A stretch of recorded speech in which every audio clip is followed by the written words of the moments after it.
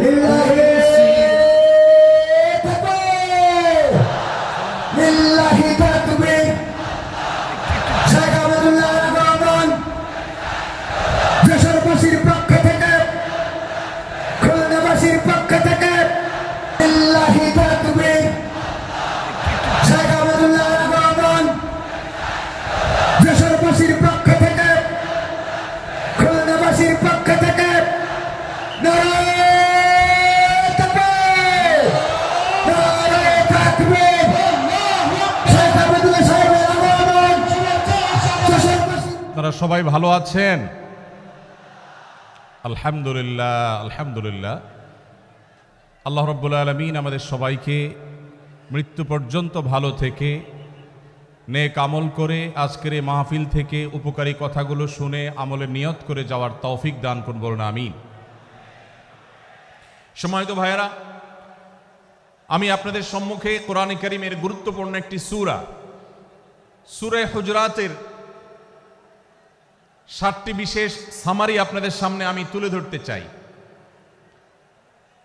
এই সূরার বিশেষ তাৎপর্য, এই সূরার যে বিশেষ বার্তা, আজ বাংলাদেশের যে সমাজ বাস্তবতা রয়েছে, সেই সমাজ বাস্তবতায় সূরাতুল হুজরাত প্রতিটি ঘরে ঘরে প্রত্যেক মুসলমানকে বারবার পাঠ করা, পুনর্পাঠ করা প্রয়োজন। আমার রব, আমার আল্লাহ যদি আমাকে শক্তি সামর্থ্য দিতেন, আমি আমার দেশের প্রত্যেক মুসলিম ভাইকে বোনকে হাত জোড় করে, অনুরোধ করে, অনুনয় বিনয় করে সূরাতুল হুজরাতের শুরু থেকে শেষ পর্যন্ত যে 18টি আয়াত রয়েছে, এই 18 আয়াতে ঐতিহাসিক যে 7টি বিশেষ বার্তা রয়েছে, সে বার্তাগুলো গ্রহণ করবার উদ্দেশ্যে বারবার অর্থ সহকারে সূরাতুল হুজরাত বুঝে বুঝে পড়ার, এর তাফসীর দেখার, এর সামারিকে বারবার জানার জন্য আমি অনুরোধ করতাম। আল্লাহ তাআলা আমাদের সবাইকে সূরাতুল হুজরাত এর আলো দ্বারায় সবাইকে আলোকিত হওয়ার তৌফিক দান করুন।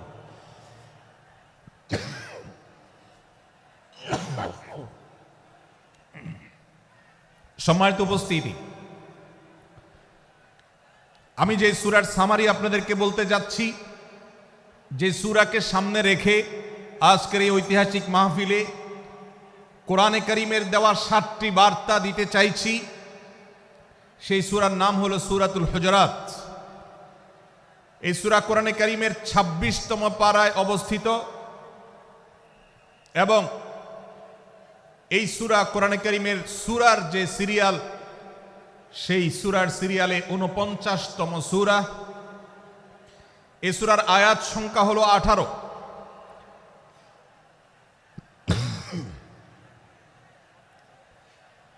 এই সূরার প্রথম থেকে পঞ্চম আয়াত পর্যন্ত, প্রথম এই 5টি আয়াতে আল্লাহ রাব্বুল আলামিন তার প্রিয় নবী মুহাম্মদ মুস্তাফা সাল্লাল্লাহু আলাইহি ওয়াসাল্লাম, সবাই দুরূদ পড়ি, সাল্লাল্লাহু আলাইহি ওয়াসাল্লাম, প্রিয় নবীজির নাম শুনলে দুরূদ পাঠ করতে হয়, তার জন্য দোয়া করতে হয়। কারণ আল্লাহর হাবিব সাল্লাল্লাহু আলাইহি ওয়াসাল্লাম তার সমগ্র জীবনকে যে কষ্টের মধ্যে পার করেছেন, তার সমগ্র জীবনকে উৎসর্গ করেছেন, তা আপনার আমার হেদায়েতের জন্য, গোটা বিশ্ব মানবতার মুক্তির প্রয়োজনে।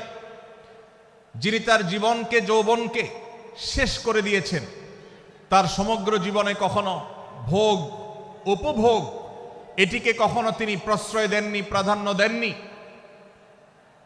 দিনাতিপাত করেছেন অত্যন্ত কষ্টের সাথে, শত সহস্র বাধার সম্মুখীন হয়েছেন, শুধুমাত্র কিয়ামত পর্যন্ত আগত সকল মুসলিম নরনারীর কাছে যেন কোরআনের বার্তা পৌঁছে যায়, সবাই যেন হেদায়েত প্রাপ্ত হয়ে যায়, সবাই যেন মুক্তি প্রাপ্ত হয়ে যায়, সবাই যেন জান্নাতি হয়ে যায়, সবাই যেন জাহান্নাম থেকে মুক্তি লাভ করে, এই উদ্দেশ্যে তার সমগ্র জীবনকে তিনি উৎসর্গ করেছেন। আমাদের হেদায়েতের জন্য, আমাদের কল্যাণের পথে আহ্বানের জন্য, আমাদের জান্নাতে নেওয়ার জন্য, যার সমগ্র জীবনে কখনো ভোগ উপভোগকে প্রশ্রয় দেননি, কষ্টে নিপতিত হয়েছেন, তিনি চাইলে মক্কার রাজত্ব করতে পারতেন, তিনি চাইলে মক্কার সবচেয়ে ভোগী মানুষ হতে পারতেন, কিন্তু সেটা না করে তিনি যে ত্যাগের দৃষ্টান্ত স্থাপন করেছেন, প্রিয় নবী মুহাম্মদ সাল্লাল্লাহু আলাইহি সাল্লামের সেই অবদানের স্বীকৃতি স্বরূপ আমরা তার নাম যখনই শুনব সাল্লাল্লাহু আলাইহি সাল্লাম বলে তার প্রতি আল্লাহর রহমত যেন, অনুগ্রহ যেন নাজিল হয় সেজন্য দোয়া করব। আল্লাহ তাআলা তার হাবিবকে রহমত এমনিতেই দান করবেন, আপনি আর আমি তার জন্য রহমতের দোয়া করার মধ্য দিয়ে আমরা সৌভাগ্যবান মানুষের কাতারে শামিল হতে পারবো। তো আমি যেটি বলছিলাম, সূরাতুল হুজুরাতের 1 থেকে 5 নম্বর আয়াত পর্যন্ত এই 5টি আয়াতে আল্লাহ রাব্বুল আলামিন প্রিয় নবী সাল্লাল্লাহু আলাইহি সাল্লামের সাথে আদব এবং শিষ্টাচারের শিক্ষা দিয়েছেন মানব জাতিকে। এবং আল্লাহ রাব্বুল আলামিন ঈমানদারদেরকে পরম মায়ার সাথে ডেকে ইয়া আইয়ুহাল্লাযীনা আমানু, হে ঈমানদারগণ, এই ডাকে আল্লাহ তাআলা ডেকে বলেছেন লা তুকাদ্দিমু বাইনা ইয়াদাইল্লাহি ওয়া রাসূলিহি, তোমরা আল্লাহ এবং তার রাসূলের সামনে আগ বেড়ে কোনো কথা বলবে না, আগ বেড়ে কোনো কাজ করবে না। একজন ঈমানদার, একজন মুসলমান, তার এই শিষ্টাচারের শিক্ষা তার জীবনে ধারণ করতে হবে। যখনই আল্লাহ কোনো কথা বলেছেন, আল্লাহ রাসূল সাল্লাল্লাহু আলাইহি সাল্লাম কোনো কথা বলেছেন, এটি নিশ্চিত হতে পারবো আমরা, তখন একজন ঈমানদার আর কখনো সেটার উপর কোনো কথা বলবে না, আগ বেড়ে কোনো কিছু করবে না, কোনো প্রকার সীমা লঙ্ঘন করবে না। ক্বালাল্লাহ ক্বালার রাসূল, আল্লাহ বলেছেন, আল্লাহ রাসূল বলেছেন, এটি শোনার পর সে তার আপদ মস্তককে সারেন্ডার করবে, সে নিজেকে আত্মসমর্পণ করবে। এরপর তার কোনো যুক্তিকে, কোনো বুদ্ধিকে, তার কোনো মতামতকে সে সেখানে আর দাঁড় করাবার চেষ্টা করবে না। এটি একজন শিষ্টাচার বিশিষ্ট ঈমানদারের বৈশিষ্ট্য।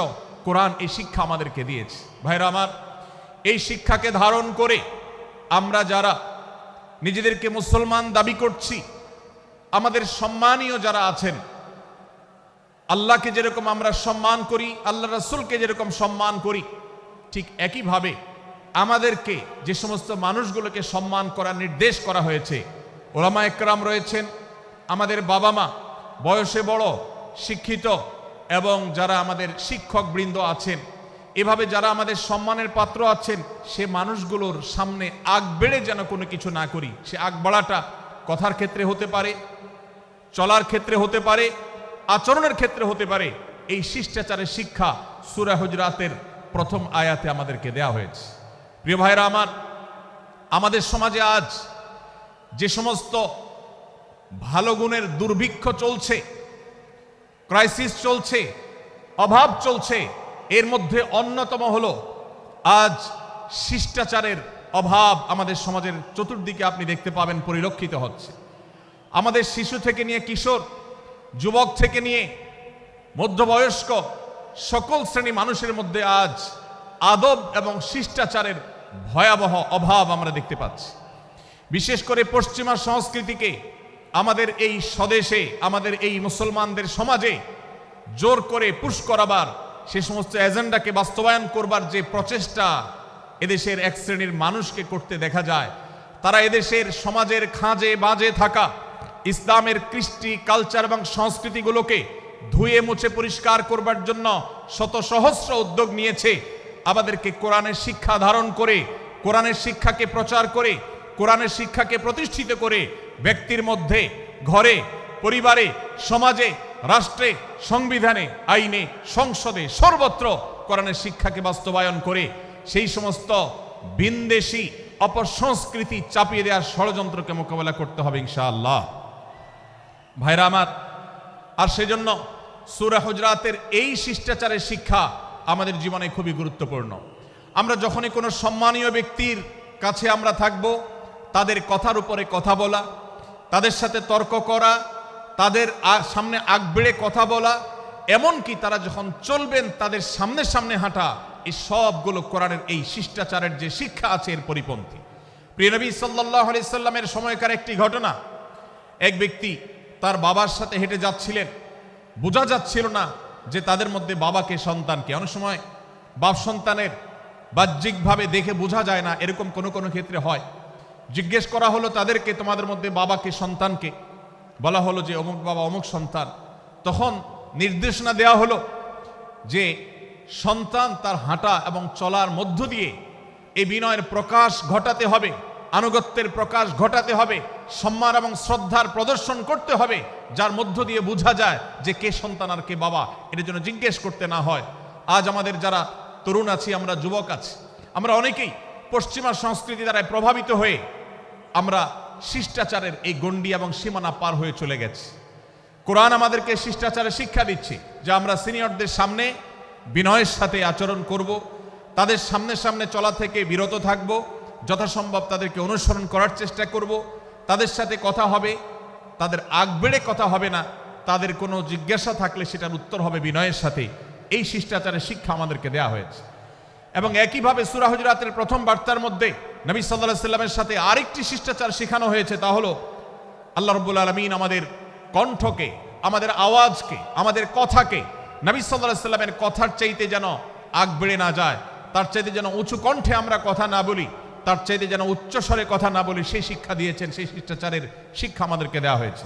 ভাইরা আমার, প্রিয় নবী সাল্লাল্লাহু আলাইহি সাল্লামের সাহাবীরা নবী সাল্লাল্লাহু আলাইহি সাল্লামের প্রতি আদব এবং শিষ্টাচার এত বেশি প্রদর্শন করতেন যে নবী করিম সাল্লাল্লাহু আলাইহি সাল্লামের প্রতি এই শিষ্টাচারের কথা যখন বলা হয়, সাহাবীরা অনেকে নবী করিম সাল্লাল্লাহু আলাইহি সাল্লামের সাথে কথা বলতে রীতিমতো ইতস্তত বোধ করছিলেন যে কিভাবে কথা বলবো, না জানে জোরে হয়ে যায় এবং তাতে না জানে আমি বেয়াদবের কাতারে শামিল হয়ে যাই, শিষ্টাচার বহির্ভূত কাজ করে ফেলি।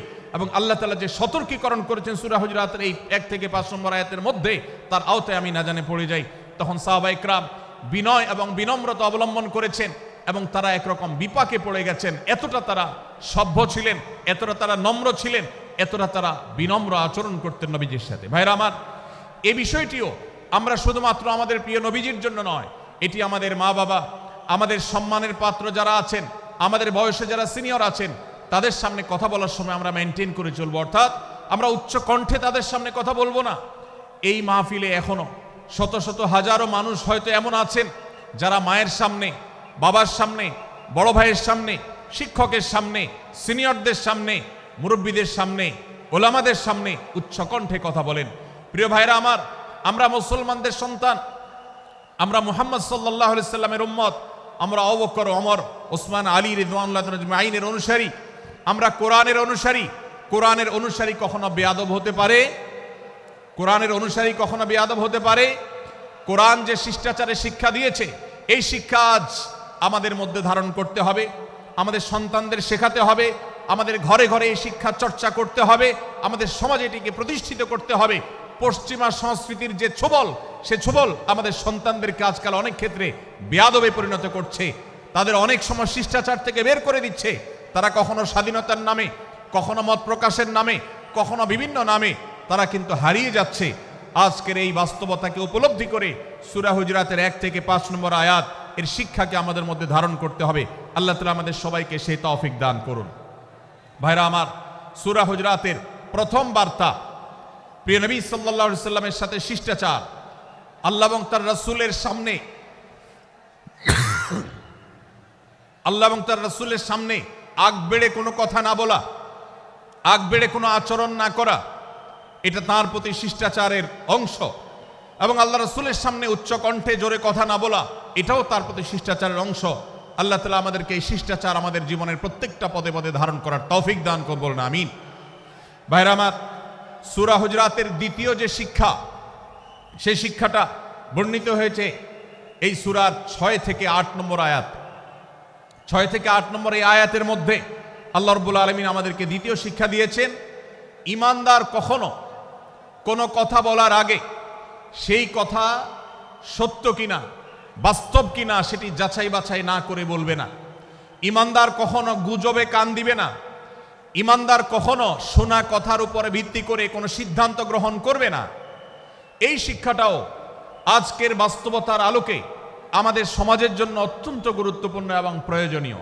প্রিয় ভাইরা আমার, আমাদের চতুর্পাশে যদি আমরা তাকাই, আমরা দেখতে পাবো সোশ্যাল মিডিয়াতে, ফেসবুকে আজকাল কোনো তথ্য উপাত্ত পেলে সেটার পরখ করা ছাড়া, যাচাই বাছাই করা ছাড়া, সত্য অসত্য নিরূপণ করা ছাড়া আমরা অনেকে সেটার প্রচারণায় নেমে যাই। আমরা অনেকে সেটার শেয়ার দেওয়া শুরু করে দেই। আমরা অনেকে এটার উপর ভিত্তি করে অনেককে নিন্দা মন্দ করা শুরু করে দেই।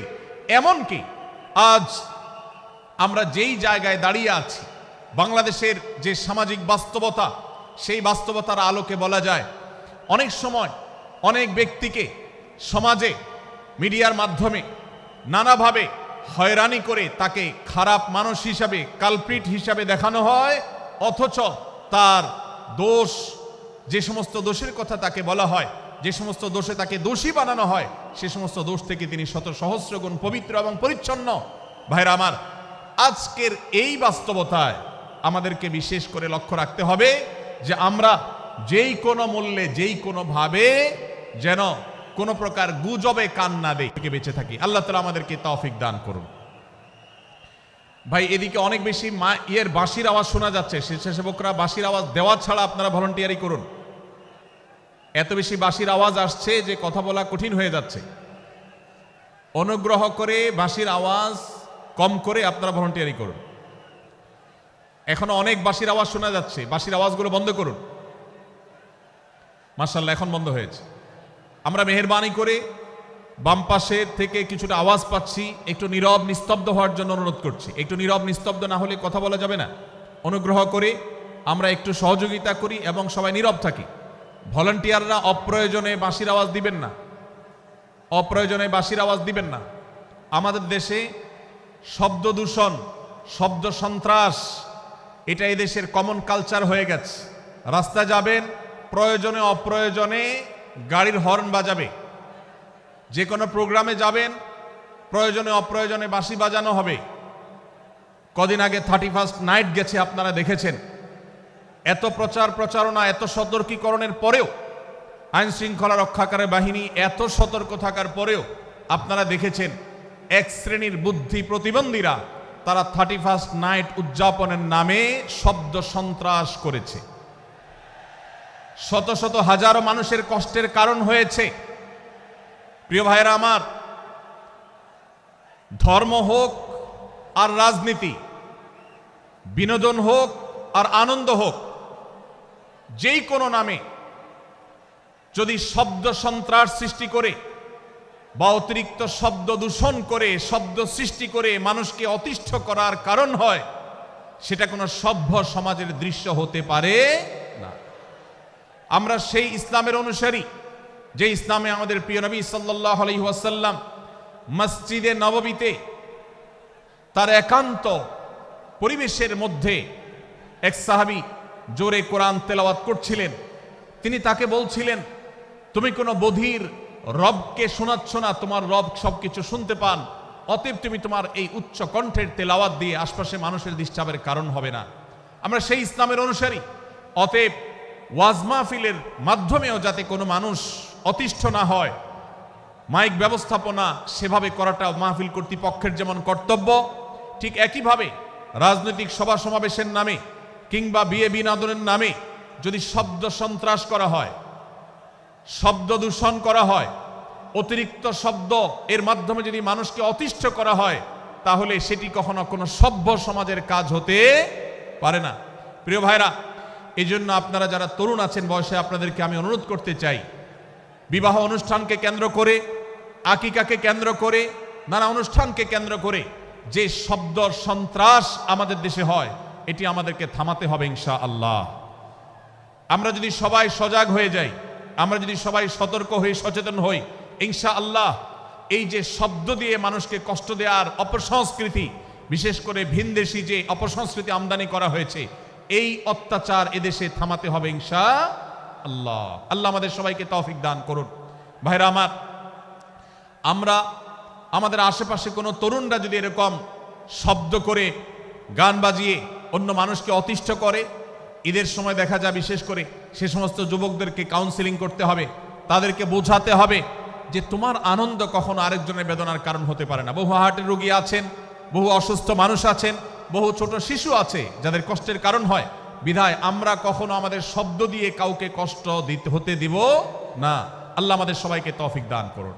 মাশাআল্লাহ, অনেকটা নীরব নিস্তব্ধ হয়েছে। আমি যে জায়গাটা ছিলাম আবার সেখানে ফিরে যাই। সূরা হুজুরাতের দ্বিতীয় শিক্ষার কথা বলছিলাম ভাইরা। 6 থেকে 8 নম্বর আয়াত যদি আপনি পাঠ করেন সূরা হুজুরাতের, আপনি দেখতে পাবেন সেখানে আল্লাহ রাব্বুল আলামিন ইমানদারদেরকে যেই কোনো সংবাদ, যে কোনো তথ্য, বিশেষ করে অনির্ভরযোগ্য সূত্র থেকে যখন পাবে, ফাসিক থেকে যখন শুনবে, যার ভিতরে আল্লাহর ভয় নাই সেরকম মানুষ থেকে যখন পাবে, সেই সংবাদ তথ্য উপাত্ত যাচাই করা ছাড়া সেই সংবাদ যেন বলে না বেড়ায়। আপনি শহরে যান কিংবা গ্রামে, শিক্ষিত দেখুন কিংবা অশিক্ষিত, সর্বশ্রেণীর মানুষের মধ্যে আজ এই ব্যাধি দেখতে পাবেন চরম আকার ধারণ করেছে। কারোর ব্যাপারে কোনো নেগেটিভ কথা শুনেছেন, কোনো মন্দ কথা শুনেছেন, সে কথার প্রচার প্রচারণা শুরু করে দেন। সেটা কি সঠিক কিনা, সেটা কি সত্য কিনা, সেটা কি যথার্থ কিনা, সেটা কোনো প্রপাগান্ডা কিনা, সেটা কোনো মিথ্যাচার কিনা, সেটা কোনো গুজব কিনা, এটা যাচাই করার প্রয়োজন অনুভব করে না।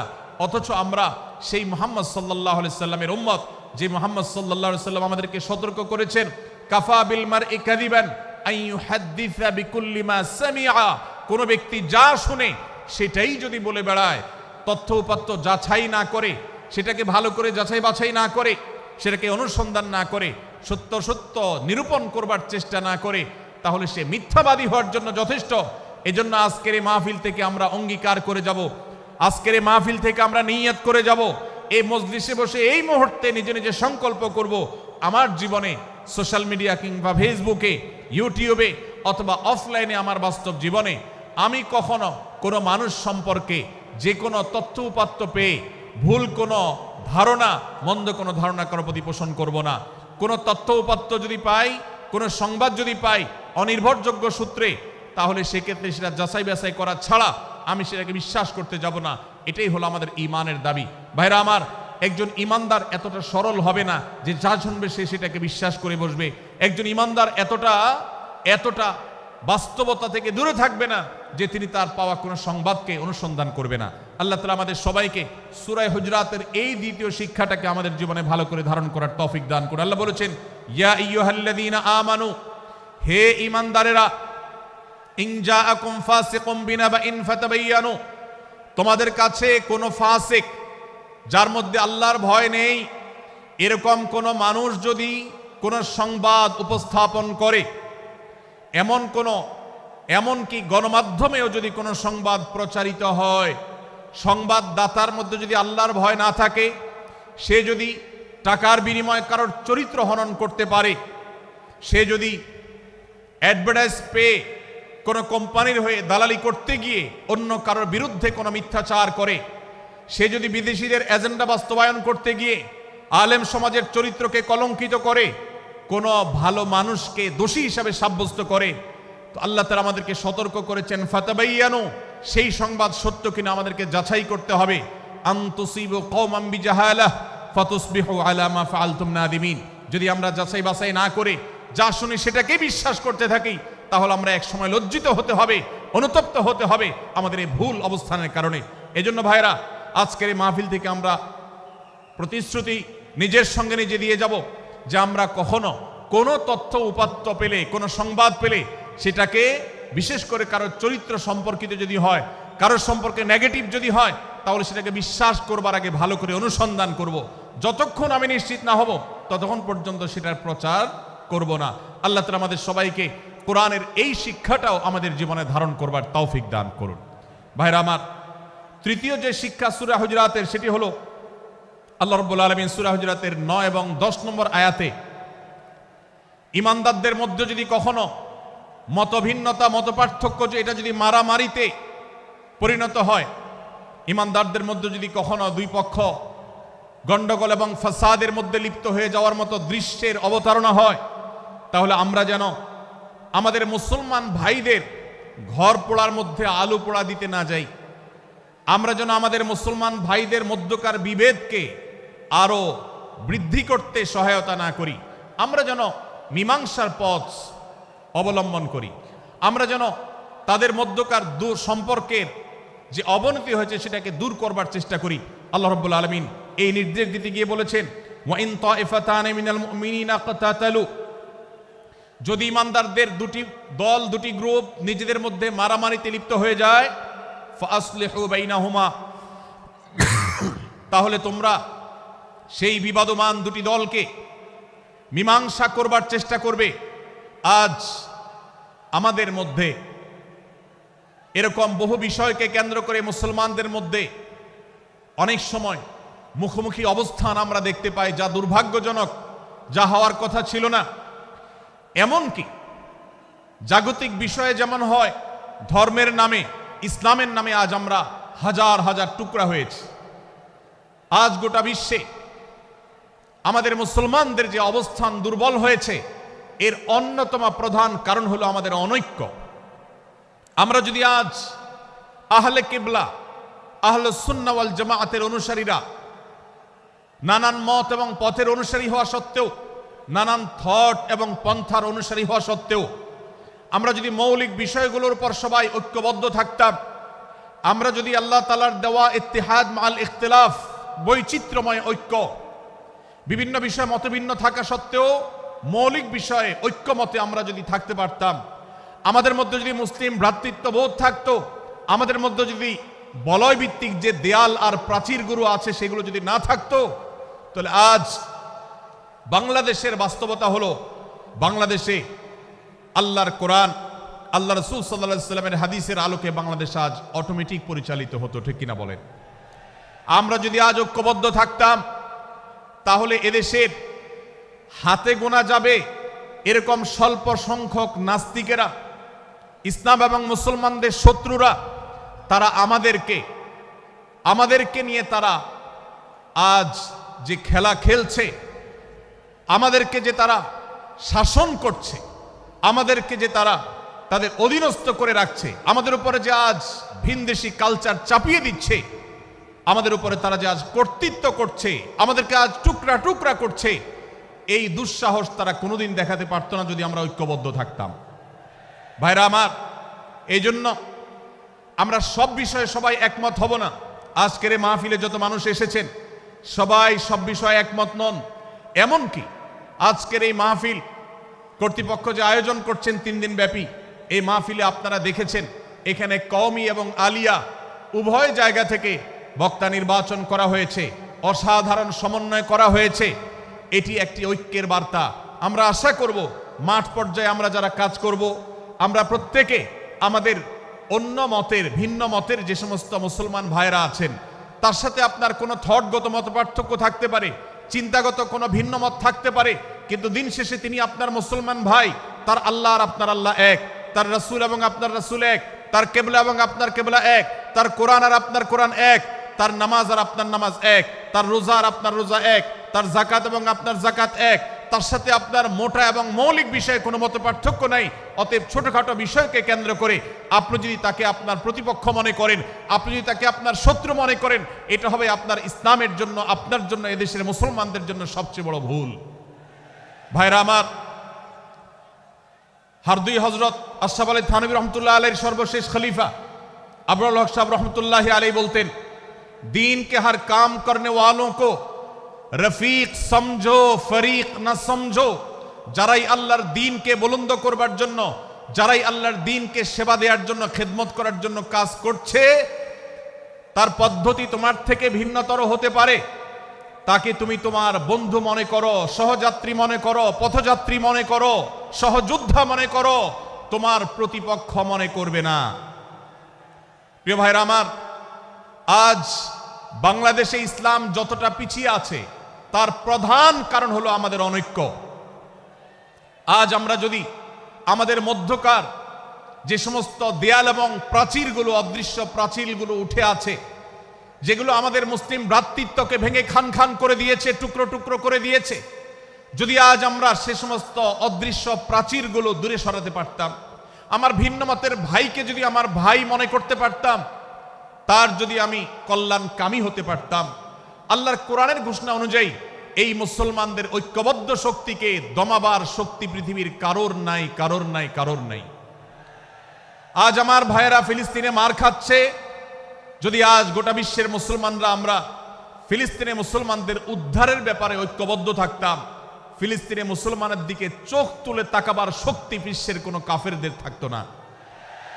আজ যদি আমরা আমাদের মুসলমান নির্যাতিত ভাইদের ব্যাপারে সারা বিশ্বের মুসলমানরা ঐক্যবদ্ধ অবস্থান গ্রহণ করতে পারতাম, মুসলমানের দিকে চোখ তুলে তাকাবার শক্তি বিশ্বের কোনো কারোর থাকতো না। ভাইরা আমার, গোটা বিশ্বে ঐক্য প্রতিষ্ঠা করা আপনার আমার মতো সাধারণ মানুষের দ্বারা হয়তো সম্ভবপর হবে না, কিন্তু আমরা যারা মাঠ পর্যায়ে কাজ করছি, আমি আপনাদেরকে করজোড় করে অনুরোধ করতে চাই, আমি জানি আপনার এলাকাতে, আপনার মহল্লাতে আপনার সাথে অন্য মুসলমান ভাইদের অনেক ক্ষেত্রে মতভিন্নতা আছে। সেটা রাজনৈতিক দৃষ্টিভঙ্গির ক্ষেত্রে হতে পারে, সেটা ধর্মীয় থট এবং মানহাজ মাযহাব মাসলাকগতভাবে হতে পারে, সেটা অন্য কোনো ইস্যুভিত্তিক মত পার্থক্য হতে পারে। আল্লাহর জন্য, আল্লাহর ওয়াস্তে, আল্লাহর ওই আয়াতকে মেনে আমল করার চেষ্টা করি আমরা। আল্লাহ বলেছেন, ওয়া'তাসিমু বিহাবলিল্লাহি জামিআন ওয়া লা তাফাররাকু, তোমরা আল্লাহর রশিকে সবাই ঐক্যবদ্ধভাবে আঁকড়ে করে ধরো, ঐক্যবদ্ধভাবে আল্লাহর রশিকে আঁকড়ে ধরো, তোমরা পরস্পর বিচ্ছিন্ন হয়ে যেও না। আমরা অনেক ফরজের কথা শুনেছি, নামাজ রোজা ফরজ আমরা জানি, বাবা মার প্রতি সদ্ব্যবহার করার ফরজের কথা আমরা জানি, আত্মীয়তার সাথে সুসম্পর্ক, আত্মীয়তার বন্ধন রক্ষার কথা আমরা জানি, ফরজ হওয়ার কথা জানি, কিন্তু মুসলমানদের ঐক্যবদ্ধ থাকতে হবে এই ফরজের কথা আমরা অনেকেই জানি না। ভাইরা আমার, মুসলমানদেরকে আল্লাহ রাব্বুল আলামিন ঐক্যবদ্ধ থাকার নির্দেশ দিয়েছেন। এই ঐক্যটা এর মানে এই নয় যে সবাই এক মতের হয়ে যাবে সব বিষয়ে। বিভিন্ন বিষয়ে আমাদের মধ্যে মত পার্থক্য থাকবে, তারপরে আমরা একে অন্যের সহযোদ্ধা হব, সহযাত্রী হব, আমরা একে অন্যের কল্যাণকামী হব, একে অন্যের ভালো চাইব। আমার ভিন্ন মতের মুসলমানের কোনো ক্ষতিতে আমি খুশি হব না, তার ক্ষতিতে আমি কষ্ট পাবো, তার সাফল্যকে আমি এনজয় করব, আনন্দিত হব। এটা যদি করতে না পারি তো আমি কখনো খালেস এবং সাচ্চা মুসলমান হতে পারলাম না। আল্লাহ তাআলা আমাদের অন্তরগুলোকে উদার করে দিন, ব্রড করে দিন, প্রশস্ত করে দিন, বড় করে দিন, উম্মার ঐক্যের প্রয়াসী হওয়ার তৌফিক দান করুন, বলুন আমিন। ভাইরা আমার, আমরা মহল্লায় মহল্লায়, এলাকায় এলাকায়, মসজিদে মসজিদে, আমাদের নিজস্ব বলয়ে, নিজস্ব অঙ্গনে আমরা চেষ্টা করব ভিন্ন ভিন্ন মতের মুসলিম ভাইকেও আমার ভাই হিসাবে আঁকড়ে ধরার, আপন করার। ডক্টর খন্দকার আব্দুল্লাহ জাহাঙ্গীর রাহিমাহুল্লাহ এই অঞ্চলের সন্তান।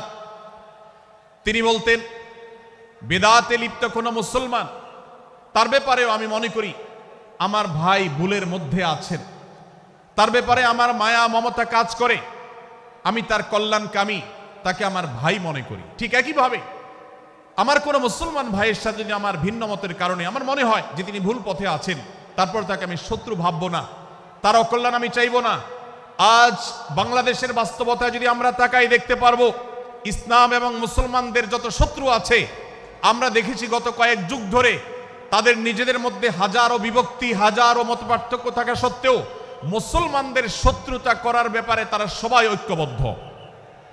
অথচ আমরা মুসলমানরা আমাদের আল্লাহ, আমাদের রাসূল, আমাদের কোরআন, আমাদের কিবলা, আমাদের সবকিছু এক হওয়া সত্ত্বেও ছোটখাটো বিষয়কে নিয়ে আমরা আমাদের মধ্যকার বিভেদের প্রাচীরগুলোকে দাঁড় করিয়ে রেখেছি, যার কারণে আমরা গোটা বিশ্বে যেমন মার খাচ্ছি, আমাদের এই প্রিয় মাতৃভূমিতেও আমরা সংখ্যায় সবচেয়ে বেশি হয়েও আমরা কালচারালি মাইনরিটি হয়ে আছি, সংস্কৃতিতে আমরা সংখ্যালঘু হয়ে আছি। সব ক্ষেত্রে আমাদেরকে ইগনোর করা হয়। 4 লক্ষ মসজিদের এদেশের 4 লক্ষ ইমাম আছেন, 4 লক্ষ মুয়াজ্জিন আছেন। এই মসজিদগুলো এদেশে, এর নেটওয়ার্ক যতটা শক্তিশালী, এদেশের সকল রাজনৈতিক দলগুলোর নেটওয়ার্ককে যদি একত্র করা হয়, মসজিদগুলোর মতো এতটা শক্তিশালী নেটওয়ার্ক এদেশের সমাজে নাই। কিন্তু ওলামা একরামকে ইগনোর করা হয়, মুসলমানদের ইগনোর করা হয়। এদেশের আইনে কোরআন এবং সুন্নাহ, এদেশের মুসলমানদের ধ্যান ধারণাকে কখনো বিবেচনায় আনা হয় না।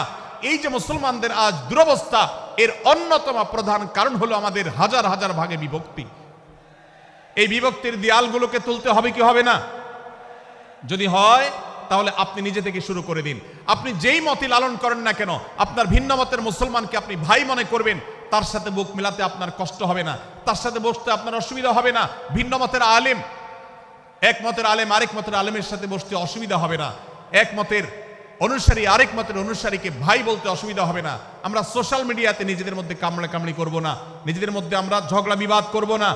এবং যদি কেউ বিবাদে লিপ্ত হয়, সূরা হুজরাতের 9 এবং 10 নম্বর আয়াতের শিক্ষা বলছে, মুসলমানদের মধ্যে দুটি দল যদি মারামারিতে লিপ্ত হয়, তুমি সেখানে গিয়ে খোঁচাখুচি করে মারামারি বানানোর তো প্রশ্নই ওঠে না। বরং আল্লাহ বলছেন যে ফাসলিহু বাইনাহুমা, তাদের উভয়ের মধ্যে মীমাংসা করবার জন্য তুমি উদ্যোক্তা হও, তুমি উদ্যোগী হও। ভাইরা আমার, আমরা অনেকেই হয়তো জেনে থাকবো মিথ্যা এটা আল্লাহর জমিনের সবচেয়ে বড় জঘন্য অপরাধগুলোর মধ্যে থেকে একটি। একজন মুসলমান কোন অবস্থাতে মিথ্যা বলতে পারে না, কিন্তু কোন মুসলমান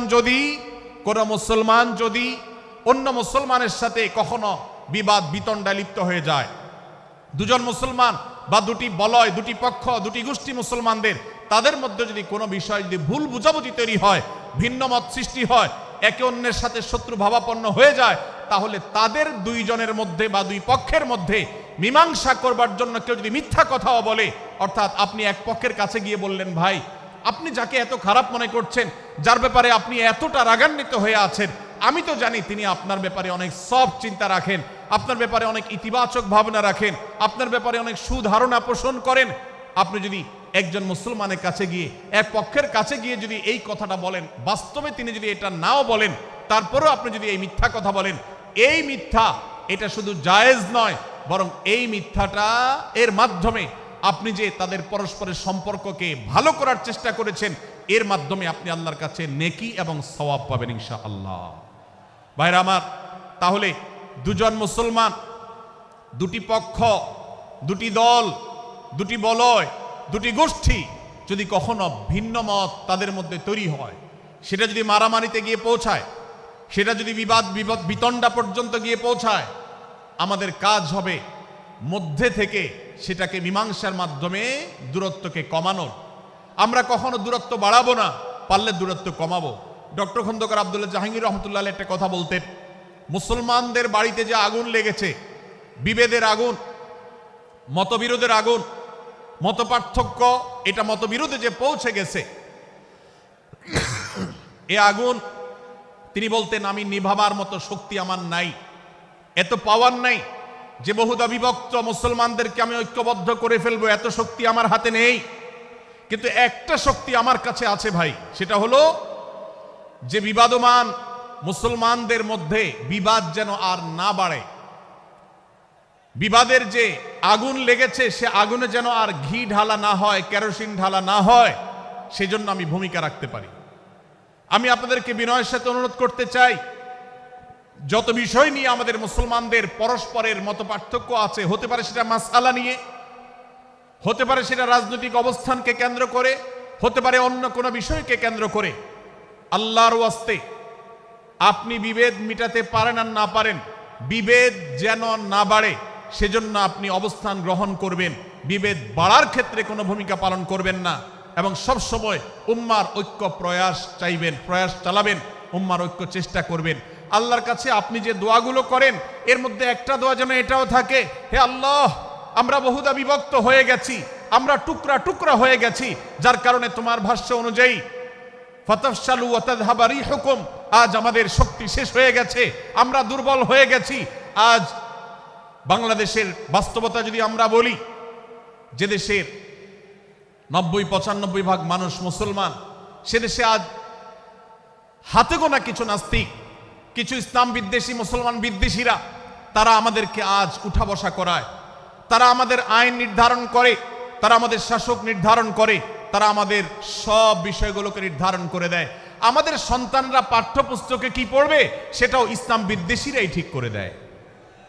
ভাইরা আমার, এই অবস্থার যদি পরিবর্তন চাই, তাহলে আমাদের মধ্যকার দূরত্বগুলো কমাতে হবে।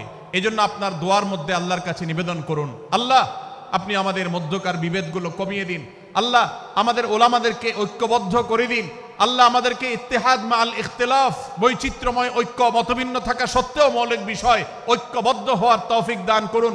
সীসাঢালা প্রাচীরের মতো আমাদেরকে কাঁধে কাঁধ মিলিয়ে আল্লাহ এবং তার রাসূল সাল্লাল্লাহু আলাইহি সাল্লামের আদেশ নিষেধকে ব্যক্তি, সমাজ, পরিবার, রাষ্ট্রে সর্বত্র বাস্তবায়নের জন্য কাজ করার তৌফিক দান করুন।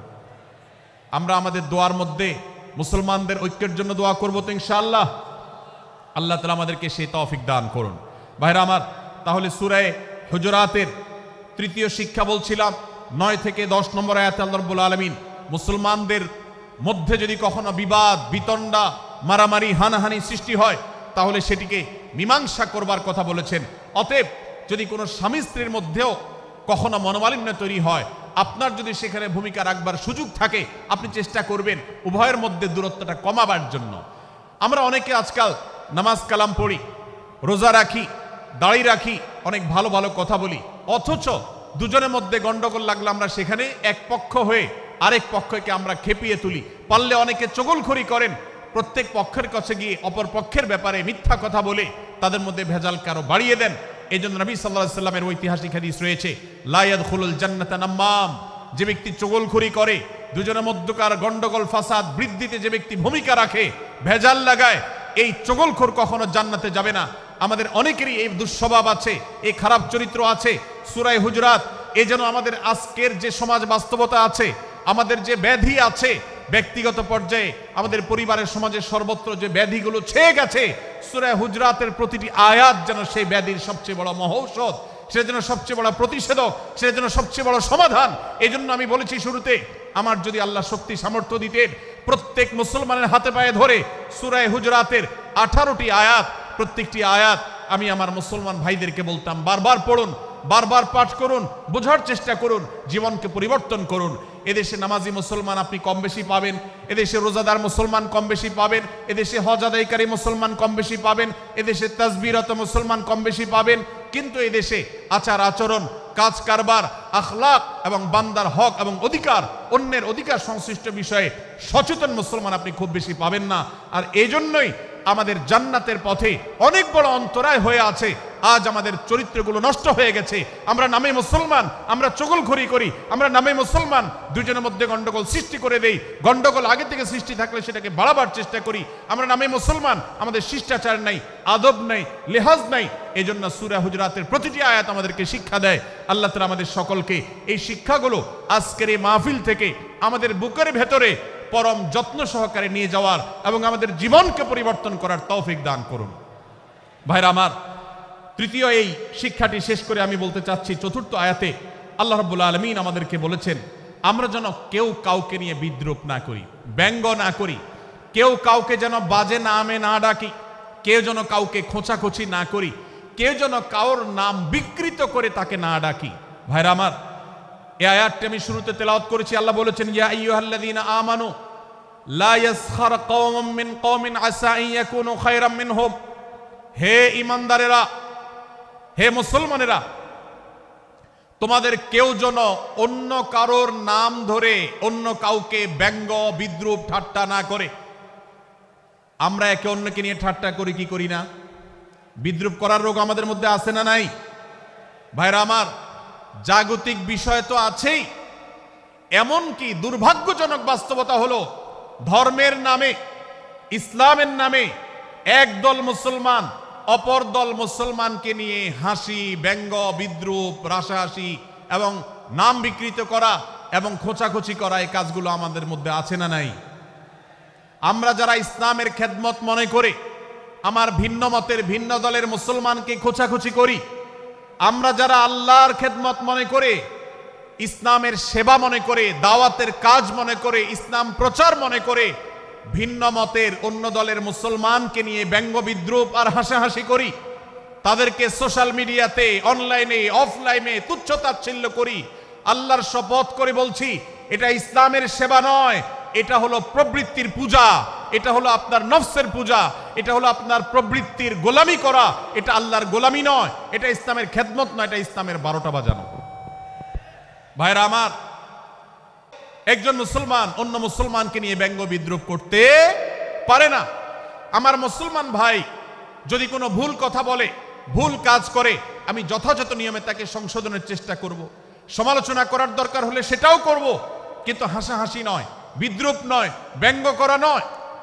আজ আমাদের তরুণদের মধ্যে এটা একটা আর্টে পরিণত হয়েছে। আপনারা রোস্টিং ভিডিওর কথা কম বেশি সবাই জেনে থাকবেন। রোস্টিং ভিডিওর কথা আপনারা জানেন কি জানেন না? ভাইরা আমার, রোস্টিং ভিডিও নামটা দেখেন, অর্থাৎ কাউকে রোস্ট করা। আমরা মুরগি রোস্ট করার কথা জানি, এখন মানুষ রোস্ট করার সিস্টেম শুরু হয়েছে। একজন মানুষের কোনো ভুল কিছু পেয়েছেন, অবশ্যই আপনি সমালোচনা করবেন। আপনি একজন মুসলমান হিসেবে জানতে হবে কারোর ভুলের সমালোচনার মূলনীতি আছে, মূলনীতি আছে না নেই। কোরআন এবং সুন্নাহর বাতানো যে প্রিন্সিপাল, সেটাকে লক্ষ্য করে, সেটাকে আমলে নিয়ে, সেটাকে ধরে ধরে যদি আপনি সমালোচনা না করেন, তাহলে আপনার এই সমালোচনা এটাই আপনাকে জাহান্নামে নেওয়ার কারণ হতে পারে। ভাইরা আমার, আপনি কাউকে রোস্ট করার নামে, কাউকে সমালোচনা করার নামে, হতে পারে কেউ ভুল করেছেন, কিন্তু সেটা করতে গিয়ে যদি তার অধিকার নষ্ট করেন, আপনি সীমা ছাড়িয়ে চলে যান, আপনি যদি ব্যঙ্গ বিদ্রূপ করে হারামের পর্যায়ে চলে যান, তাহলে সূরা হুজরাতের এই আয়াতের আলোকে আপনি কবিরা গুনাহে লিপ্ত হলেন। আমরা অনেকে আছি যে ব্যক্তিগত পর্যায়ে এই বিদ্রূপ করাটাকে আমরা কোনো বিষয় মনে করছি না। সোশ্যাল মিডিয়াতে অনেকগুলো ভিডিও ক্লিপ আছে, আপনাদের চোখে নিশ্চয়ই পড়েছে, আমার চোখে বহু পড়েছে, যে অনেক সময় দেখা যায় বিনোদনের নামে কাউকে খোঁচাখুচি করা, কাউকে অপমান করা, কাউকে হয়তো ধাক্কা দিয়ে পানিতে ফেলে দেয়া, কাউকে কষ্ট দেয়া, কাউকে হয়তো প্রতারিত করা, এটাকে আমরা এনজয় করি। অনেক ভিডিও ক্লিপে দেখা যায় এভাবে কাউকে কোনোভাবে অপমানিত করে, কাউকে কোনোভাবে ধোকা দিয়ে বোকা বানিয়ে আমরা এনজয় করি, আমরা হাসাহাসি করি। আমাদের রুচি নষ্ট হতে হতে আজ এই পর্যায়ে এসেছে যে এটা আমাদের এনজয়ের বিষয় হয়েছে, এটা আমাদের আনন্দের বিষয় হয়েছে। ভাইরা আমার, সূরা হুজরাতের এই আয়াত অর্থাৎ 11 নম্বর আয়াত, এই আয়াত বলছে আমাদের জন্য কোনো মুসলমানকে, কোনো মানুষকে ব্যঙ্গ বিদ্রূপ করা হারাম। কোন মুসলমানকে ব্যঙ্গ বিদ্রূপ করা কি হারাম। অতএব আপনি রসিকতা করেও যদি কারোর সাথে ব্যঙ্গ বিদ্রূপ করেন এবং সেটা যদি তার মনে কষ্ট হওয়ার কারণ হয়, তিনি যদি সমাজের মানুষের কাছে হেয় প্রতিপন্ন হন, তাহলে ইসলামী শরিয়ার দৃষ্টিকোণ থেকে সারা বিশ্বের সমস্ত ওলামাদের ঐক্যমতে সেটা হারাম। আমরা চুরি করা হারাম জানি, আমরা ডাকাতি করা হারাম জানি, আমরা মাদক সেবন করা হারাম জানি, আমরা নামাজ ত্যাগ করা হারাম জানি। এই সমস্ত হারাম থেকে আমরা অনেকেই বেঁচে থাকি, কিন্তু আমি আমার মুসলমান ভাইয়ের চরিত্র হনন করছি, শুধুমাত্র সাধারণ জীবনযাত্রার ক্ষেত্রে করছি তা নয়, এমনকি ধর্মের নামে, ইসলাম প্রচারের নামে, দাওয়াতের নামে আমরা আমাদের প্রতিপক্ষ মুসলমান ভাইকে নিয়ে অনেক সময় ব্যঙ্গ বিদ্রূপ করি, হাসাহাসি করি, তাকে ছোট করি, তাচ্ছিল্য করি, হেয় করি, তার সম্মানহানি করি।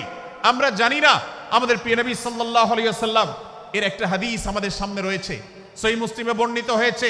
নবী করিম সাল্লাল্লাহু আলাইহি ওয়াসাল্লামের এই হাদিস আজ সবচাইতে অসহায় হাদিস। অসহায় হাদিস এজন্য বললাম যে আজকের এই হাদিসের উপরে কেউ আমল করে না, এই হাদিসটাকে কেউ পাত্তা দেয় না, এই হাদিসকে কেউ গুরুত্ব দেয় না, অথচ এই হাদিস প্রত্যেক মুসলমানের বুকে বুকে ঝুলিয়ে রাখা দরকার। এই হাদিস আমাদের ঘরে ঘরে ঝুলানো দরকার, এই হাদিস আমাদের অফিসগুলোতে শোভা পাওয়া দরকার, এই হাদিস আমাদের জীবনে বাস্তবায়ন হওয়া দরকার। নবী করিম সাল্লাল্লাহু আলাইহি ওয়াসাল্লাম সেই হাদিস বর্ণনা করেছেন। আবু হুরায়রা রাদিয়াল্লাহু তাআলা আনহু তিনি বলেছেন, লা তাহাসাদু, লা তাহাসাদু, হে মুসলমানরা তোমরা কেউ কাউকে কখনো হিংসা করবে না, কেউ কাউকে হিংসা করবে না। আমাদের মধ্যে হিংসা আছে না নাই? হিংসা আছে না নাই? আমরা একে অন্যকে হিংসা করি। একদল মুসলমান অন্য দল মুসলমানকে হিংসা করে, কেউ কারো ভালো দেখতে পারে না। ভাইরা আমার, আল্লাহ নবী বলেছেন লা তাহাসাদু, তোমরা একে অন্যকে হিংসা করো না। ওয়ালা তানাজাসু, কেনা বেচা করতে গিয়ে কেউ কাউকে ধোকা দিও না, প্রতারণা করো না। ওয়ালা তাবাগাদু, তোমরা একে অন্যের সাথে শত্রুতা বিদ্বেষ পোষণ করবে না। ওয়ালা তাদাবারু, তোমাদের কেউ যেন কারোর পেছনে লেগে না থাকে, কাউকে অবজ্ঞা যেন না করে। ওয়ালা ইয়াবি আহাদুকুম আলা বাই'i আখিহি, এবং তোমাদের কেউ যেন আরেকজনের কেনাবেচার উপরে সেখানে ইন্টারফেয়ার করে সে যেন সেখানে কোনো প্রকার ক্ষতিগ্রস্ত কাউকে না করে।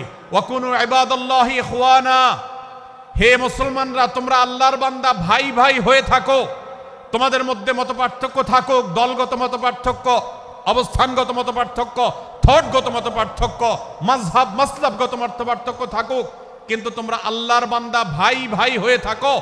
এক দলের মুসলমানকে আল্লাহ তাআলা ভাই ভাই হতে বলেন নাই, এক গ্রুপের মুসলমানকে আল্লাহ ভাই ভাই হতে বলেন নাই, এক বলয়ের মুসলমানকে আল্লাহ ভাই ভাই হতে বলেন নাই, নিজ দলের মুসলমানের সাথে আল্লাহ ভাই ভাই থাকতে বলেন নাই।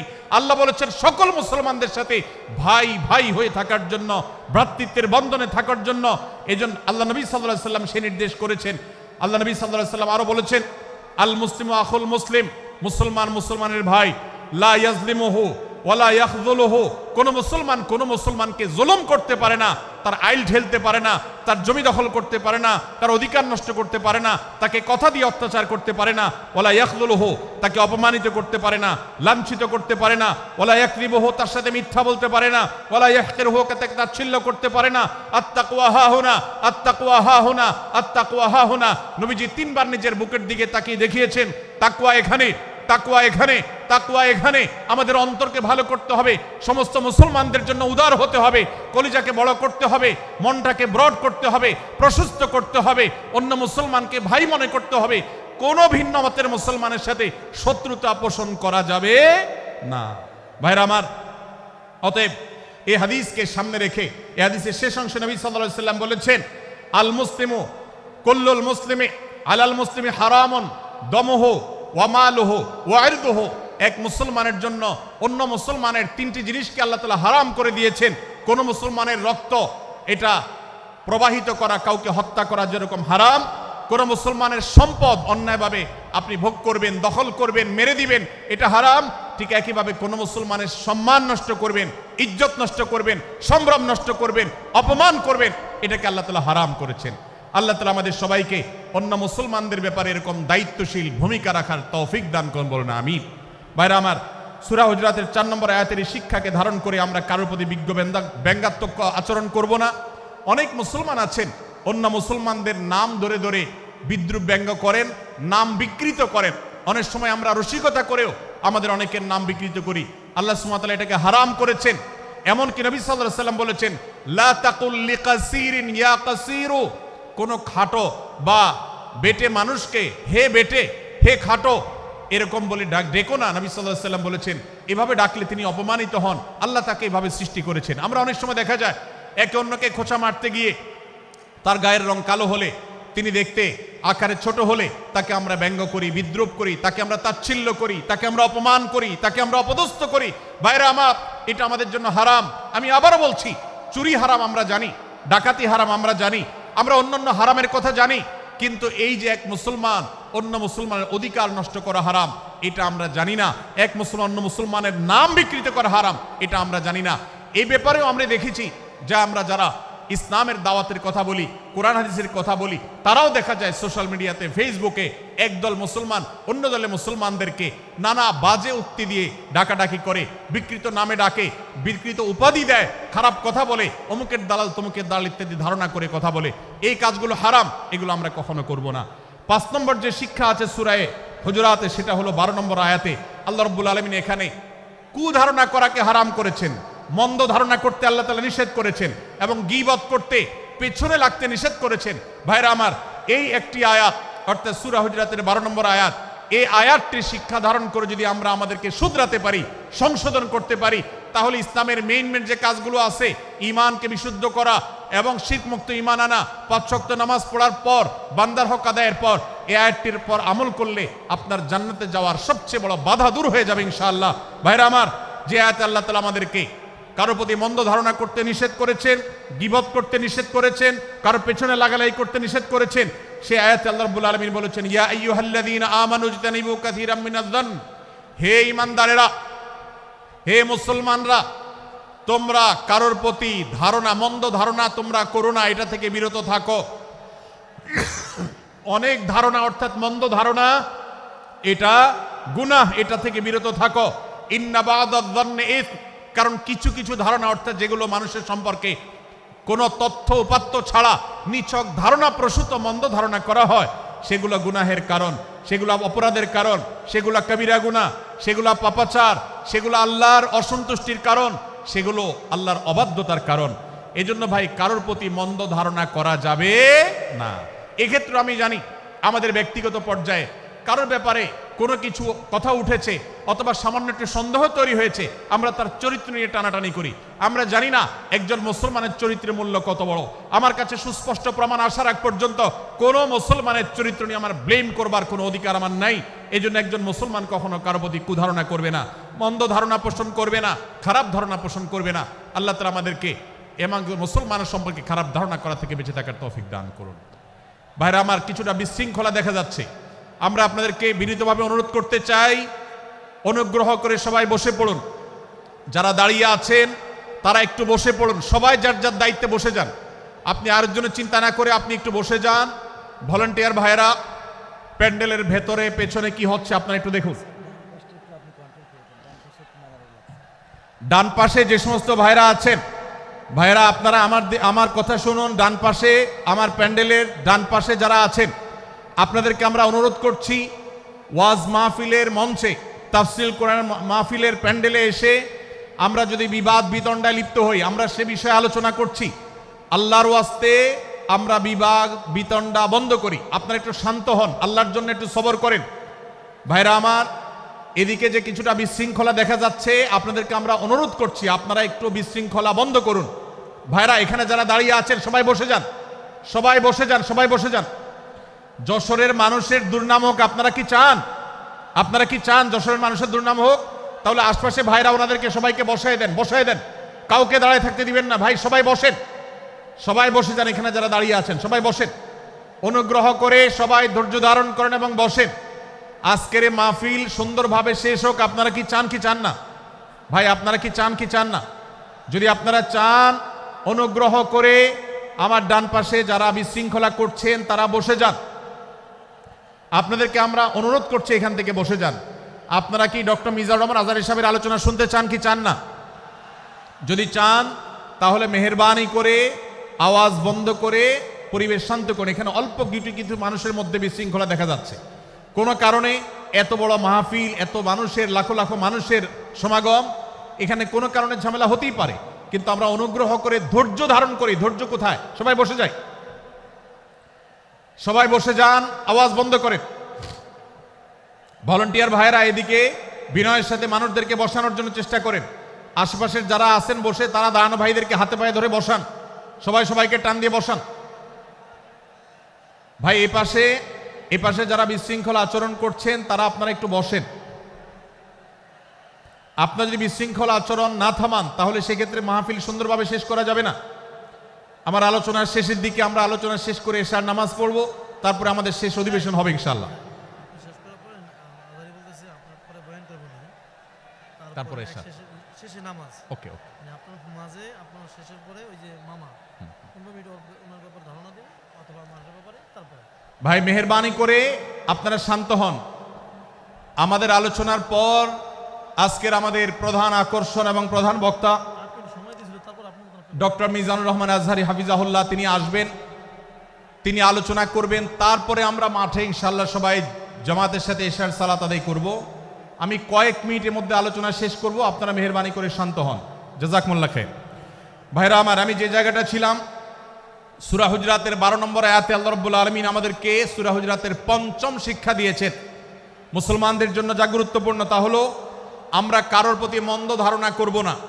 এক্ষেত্রে ডক্টর আব্দুল্লাহ জাহাঙ্গীর রাহিমাহুল্লাহর একটা উক্তি আমার মনে পড়ে। তিনি বলেছেন যে আজ আমাদের যারা ধর্ম চর্চা করি, আমরা যারা নিজেদেরকে প্র্যাকটিসিং মুসলমান মনে করি, আমাদের সবচেয়ে, হুজুরদের সবচেয়ে পছন্দের গুনাহ হলো মন্দ ধারণা করা, অন্যের ব্যাপারে খারাপ ধারণা করা। অমুক অমুকের দালাল, তমুক তমুকের দালাল, কোনো তথ্য উপাত্ত ভিত্তি প্রমাণ ছাড়া নিছক ধারণার উপর ভিত্তি করে অন্য মুসলমান ভাইকে আমি এরকম নানা তকমা দিয়ে আমরা কবিরা গুনাহে লিপ্ত হচ্ছি। আমরা এই বদ ধারণা করা, মন্দ ধারণা করা যে কবিরা গুনাহ অনেকে জানি না। অনেকে অনেকের পেছনে লাগছি, অনেকের ওয়াজ শুনছি দোষ বাইর করার জন্য, স্ট্যাটাস পড়ছি ভুল বাইর করার জন্য।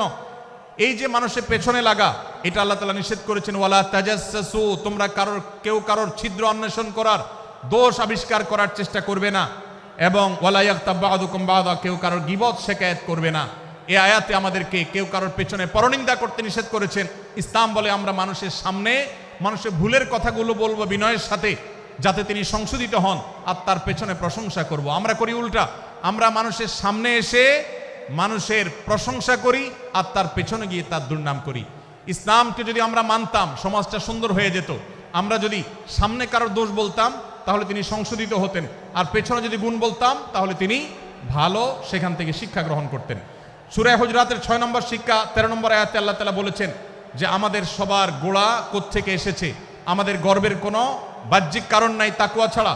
আল্লাহ বলেছেন, ইয়া আইয়ুহান নাস ইন্না খালাকনাকুম মিন যাকারিন ওয়া উনসা, হে মানুষ সকল, তোমাদেরকে আমি মানুষ, নারী এবং পুরুষ, আদম এবং হাওয়া থেকে সৃষ্টি করেছি। ওয়া জাআলনাকুম শুউবান ওয়া ক্বাবাইলা লিতাআরাফু, বিভিন্ন গোত্রে তোমাদেরকে আমি বিভক্ত করেছি পরিচয়ের জানার জন্য শুধুমাত্র। আর আল্লাহ বলেছেন শেষে, ইন্নাল্লাহা আলিমুন খাবীর, তোমরা কি করো আল্লাহ জানে। অতএব আমাদের কারোর উপর কারো কোনো শ্রেষ্ঠত্ব নেই তাকওয়া ছাড়া। আল্লাহ বলেছেন, ইন্না আকরামাকুম ইনদাল্লাহি আতকাকুম, আমাদের মধ্যে সবচেয়ে মর্যাদাবান হবে তিনি যার মধ্যে তাকওয়া সবচেয়ে বেশি হবে। আমাদের কোনো বংশগত গৌরব, কোনো অঞ্চলগত গৌরব, অন্য কোনো গৌরব আমাদের থাকবে না, শুধু তাকওয়ার গৌরব আমাদের থাকতে পারে। সেটাও গর্ব, নিষিদ্ধ গর্ব বা অহংকারের মতো নয়, বরং সেটা আমাদের বিনয়ের জায়গা। সর্বশেষ 7 নম্বর যে শিক্ষা সূরা হুজুরাতের রয়েছে সেটা 14 এবং 14 থেকে 18 নম্বর আয়াতে আল্লাহ তাআলা ঈমান এবং ইসলামের চিহ্ন উল্লেখ করেছেন, যে 6টা শিক্ষা উল্লেখ করা হয়েছে, এর আলোকে মুসলমানকে মুনাফিককে সেটা নিরূপণ হবে। এজন্য আল্লাহ তাআলা শেষে এটি উল্লেখ করেছেন। এই 7টি শিক্ষাকে ধারণ করে আমরা আমাদেরকে ভালো মুসলমান হিসেবে গড়ে তোলার চেষ্টা করব, আমাদের জীবনকে সাজাবার চেষ্টা করব। আল্লাহ তাআলা আমাদের সবাইকে তৌফিক দান করুন। আমি আবারও এক নজরে বলে শেষ করছি, সূরা হুজুরাত কোরআনে কারীমের 26তম পারার একটি সূরা, 49 নম্বর সূরা, কোরআনের 18টি আয়াতের আছে। প্রথম থেকে 5 নম্বর আয়াত পর্যন্ত আল্লাহ রাসূলের সাথে আদব লেহাজ বজায় রাখা, শিষ্টাচার মেনটেন করা এবং সম্মানীয় ব্যক্তিদের সাথেও এখান থেকে আমরা শিক্ষা নিয়ে আদব লেহাজ বজায় রাখা, তাদের সামনে আগ বেড়ে কথা না বলা, আগ বেড়ে কাজ না করা, উচ্চকণ্ঠে কথা না বলায় শিক্ষা আল্লাহ দিয়েছেন। দ্বিতীয়ত, আমাদেরকে কোনো সংবাদ, বিশেষ করে অনির্ভরযোগ্য তথ্যের সংবাদ শুনে আমাদেরকে কারোর ব্যাপারে ধারণা করার আগে আল্লাহ তাআলা আমাদেরকে যাচাই করার শিক্ষা দিয়েছেন। আমরা যেন গুজবে, আমরা যেন ধারণাপ্রসূত কোনো তথ্যে আমরা যেন কান না দেই, সে শিক্ষা আল্লাহ আমাদেরকে দিয়েছেন। এটি 6 থেকে 8 নম্বর আয়াতে, 9 থেকে 10 নম্বর আয়াতে আল্লাহ তাআলা মুসলমানদের 2 গ্রুপের মধ্যে গন্ডগোল দেখা দিলে মীমাংসা করতে বলেছেন। এবং 4 নম্বর শিক্ষা 11 নম্বর আয়াতে বিদ্রুপ করতে নিষেধ করেছেন আল্লাহ তাআলা, কারণ নাম ধরে ব্যঙ্গ করাকে হারাম করা হয়েছে। এবং 5 নম্বর শিক্ষা 12 নম্বর আয়াতে আল্লাহ তাআলা দিয়েছেন, কারোর প্রতি মন্দ ধারণা করা যাবে না, কারোর পেছনে লাগা যাবে না, এবং কারোর মন্দ নামে কাউকে ডাকা যাবে না, কারোর সমালোচনা তার পেছনে করা যাবে না, এগুলোকে হারাম করা হয়েছে। 6 নম্বর শিক্ষা 13 নম্বর আয়াতে আল্লাহ বলেছেন, আমাদের সবার মধ্যে কারোর কোনো শ্রেষ্ঠত্ব নাই তাকওয়া ছাড়া, যার তাকওয়া যত বেশি, আল্লাহ ভীতি যত বেশি, তিনি আল্লাহর কাছে তত শ্রেষ্ঠ এবং সেরা। 7 নম্বর সর্বশেষ শিক্ষা হলো 14 থেকে 18 নম্বর আয়াতে আল্লাহ রাব্বুল আলামিন ঈমানদারদের আলামত, মুনাফিকদের আলামত উল্লেখ করেছেন। সেখান থেকে শিক্ষা নিয়ে আমরা আমাদের ঈমানকে পরখ করার চেষ্টা করব, আমাদের আমলকে পরখ করার চেষ্টা করব। আল্লাহ তাআলা আমাদেরকে সূরা হুজুরাতের আলোকে আমাদের জীবনকে গঠন করার তৌফিক দান করুন, বলুন আমিন। আল্লাহ তাআলা আমাদের সবাইকে আজকের এই তাফসীর কোরআন মাহফিল থেকে সূরা হুজুরাতের এই 7টি শিক্ষাকে ধারণ করে ভালো মুসলমান, যে মুসলমান সম্পর্কে নবীজি বলেছেন আল মুসলিম আখুল মুসলিম, মুসলমান মুসলমানের ভাই। যে হাদিসে নবীজি বলেছেন যে আল মুসলিমু মান সালিম আল মুসলিমুনা মিন লিসানিহি ওয়া ইয়াদি, মুসলমান সে যার হাত আর মুখ দ্বারা অন্য কোনো মুসলমান কষ্ট পায় না, নিরাপদে থাকে। আমরা আমাদের সমাজকে শান্তিপূর্ণ সুশৃঙ্খল রাখতে হলে আমাদেরকে মুসলমান হতে হবে, ভালো মানুষ হতে হবে। আমাদের হাত মুখ দ্বারা কেউ কষ্ট পাবে না, কারোর হক নষ্ট করব না, কারোর অধিকার নষ্ট করব না, কারোর কষ্টের কারণ হবে না, কাউকে আঘাত করব না, কাউকে গালি দিব না, কারোর কোনো প্রকার অধিকার খর্ব করব না, জুলুম করব না। আল্লাহ তাআলা আমাদের সবাইকে কোরআন এবং হাদিস যে মুসলিমের চিত্র অঙ্কন করেছে, কোরআন এবং হাদিসে মুসলিমের যে রূপরেখা বর্ণনা করেছে, কোরআন এবং হাদিসে যে আদর্শ মুসলমানের চিত্র উপস্থাপন করেছে, আল্লাহ আমাকে, আপনাকে, আমাদের সবাইকে সেই মুসলমান হওয়ার তৌফিক দান করুন, বলুন আমিন। ভাইরা আমার, আমরা মুসলমানরা যদি কোরআন হাদিসের আলোকের সে আদর্শ মুসলমান হতে পারি, বিশ্বের মানচিত্র পরিবর্তন হতে সময় লাগবে না, বাংলাদেশের পরিস্থিতি পরিবর্তন হতে সময় লাগবে না। তবে সব কিছুর আগে আমাদেরকে বদলাতে হবে, আমাদেরকে মুসলমান হতে হবে, কোরআন এবং হাদিসের বাস্তব অনুসারী হতে হবে। প্রকৃত কোরআন হাদিসের অনুসারী হতে পারলেই ইনশাআল্লাহ ইসলামের জয় হবে, কোরআন হাদিসের বিজয় হবে, মুসলমানদের বিজয় হবে, মুসলমানদের দুর্দিনের পরিবর্তন আসবে। আমরা বিশ্ববাসীকে দেখাতে পারবো আমরা সবচেয়ে আদর্শবাদী, আমরা বিশ্বের মানবতার সবচেয়ে বড়, সবচেয়ে বড় আমরা অনুসারী এবং মানবতাকে সবচেয়ে বেশি প্রতিষ্ঠাকারী। আল্লাহ তাআলা আমাদের সবাইকে, বিশ্ব মানবতাকে, আমাদের ইসলামের সৌন্দর্যকে আমাদের ব্যক্তি জীবনে চর্চা করার মধ্য দিয়ে, পরিবার এবং সমাজের চর্চা করার মধ্য দিয়ে ইসলামের সৌন্দর্যকে আল্লাহ তাআলা তুলে ধরার তৌফিক দান করুন। জাযাকুমুল্লাহু খায়রা ওয়া আখিরু দাওয়ানা আলহামদুলিল্লাহি রাব্বিল আলামিন। ওয়াসসালামু আলাইকুম ওয়া রাহমাতুল্লাহি ওয়া বারাকাতুহু।